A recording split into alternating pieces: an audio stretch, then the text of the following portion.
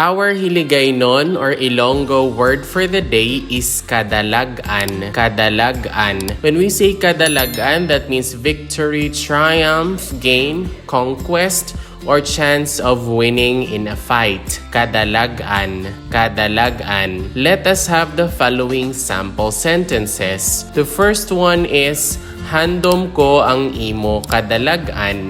Handom ko ang imo kadalagan. That means I wish for your victory or triumph for that matter.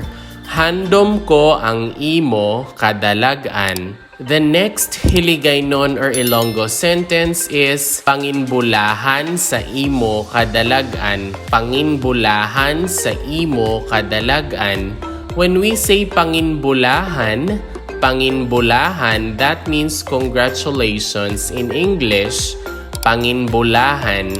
Imo is your, imo, and then kadalagan is triumph or victory. Panginbulahan sa imo kadalagan. Handom ko ang imo kadalagan. Panginbulahan sa imo kadalagan. And that's all for our Hiligaynon or Ilonggo word for the day, which is kadalagan.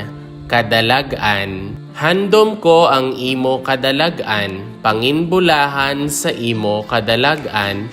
And that's all for our Hiligaynon or Ilonggo word for the day, which is kadalagan and would either mean victory, triumph, gain, conquest, chance of winning in a fight. If you learned something new from this video, please don't forget to click like and subscribe. Moreover, you might also want to watch the next video on the screen.